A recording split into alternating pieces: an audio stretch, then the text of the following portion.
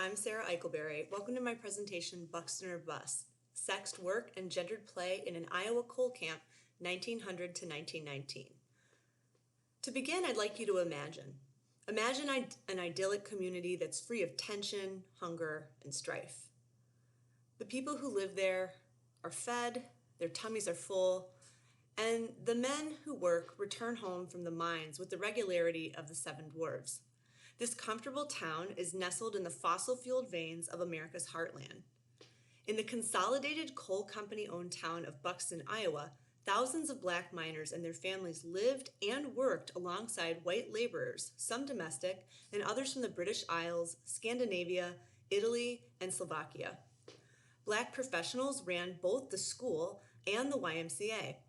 The reality of a world war seemed inconceivable. This utopic camp thrived while racialized violence and segregation gained firmer toeholds throughout the Midwest. From 1900 to 1919, Iowa's coal seams were rich and the miners of Buxton richer. Most camps were owned and operated by a mineral extractor or a rail company. In efforts to stave off trade unionism, companies extended basic provisions and recreations to their residents. Company stores, housing, and places to worship and play were erected to keep people healthy and, more importantly, working. As the temperance movement gained popularity, welfare capitalists jumped on the respectability bandwagon, striving to provide alcohol-free spaces like YMCAs for their workers to spend their idling time, with the idea that if they were going to bed early, they would hopefully be waking up sober, right? But Buxton was different. Unlike similar camps, black miners had not been recruited to break strikes or perform more middling labor. In fact, they were paid the same and they were welcomed into a fully unionized workforce. The newly constructed camp, managed by a second-generation superintendent, occupied 1,600 acres southeast of Des Moines. During its peak, Buxton was home to 9,000 people.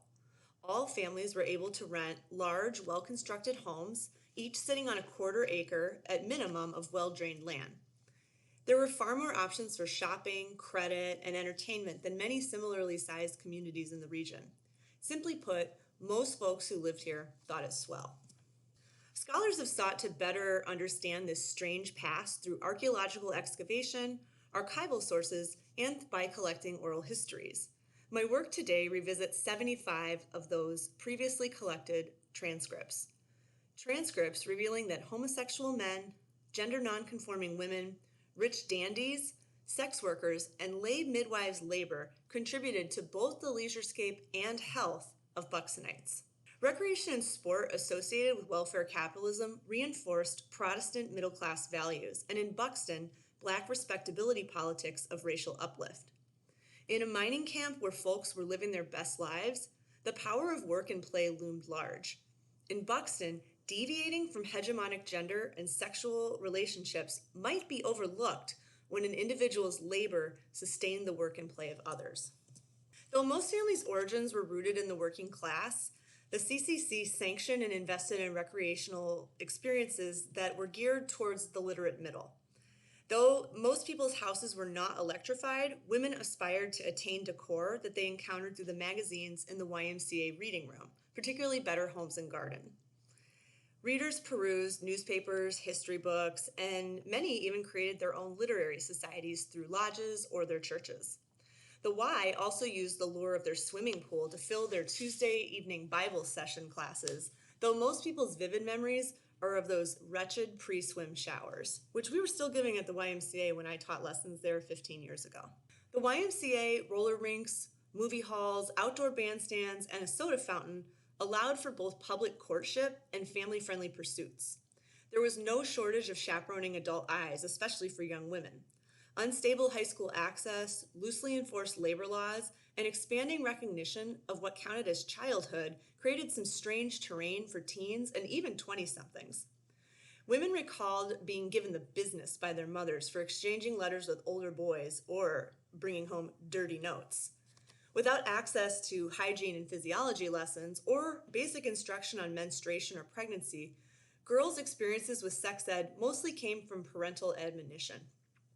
Additionally, nudity and in-home bathing were very private, and public co-ed swimming opportunities were practically non-existent unless you lived out in the country. Most did not take in male boarders, so there was even less reason for adults to educate children about sexual activity, let alone abuse. Two groups of worldly women, of course, provided a notable exception. The first were sex workers who traveled by train on paydays to receive clientele in the Shake Shacks and bordering woods of Sharp End.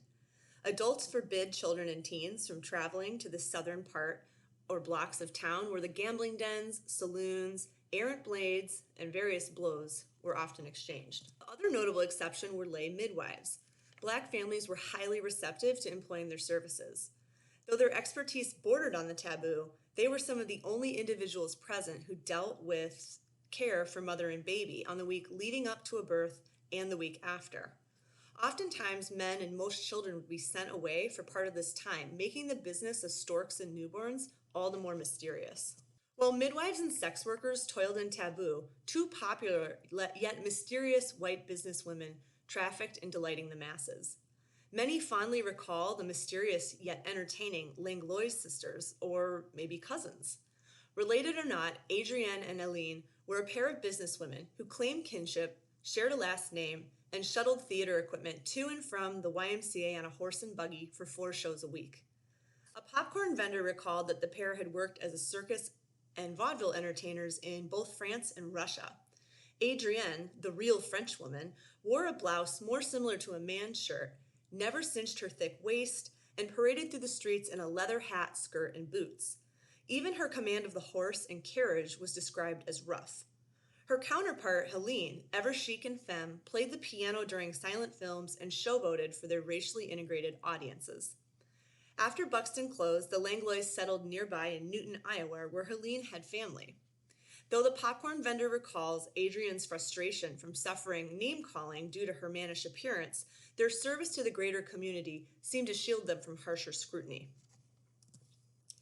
Because my time is short, I can only briefly mention that residents also recall gay men stepping up to care for ailing parents or working in hospitals in Albia. The richest resident and recruiter in town ran the Vice District, but also bred and sold thoroughbreds to the company managers and black professionals. Despite gender nonconformity or dalliances with sexual impropriety, their labor was valued and lauded in a community where people worked hard and played harder.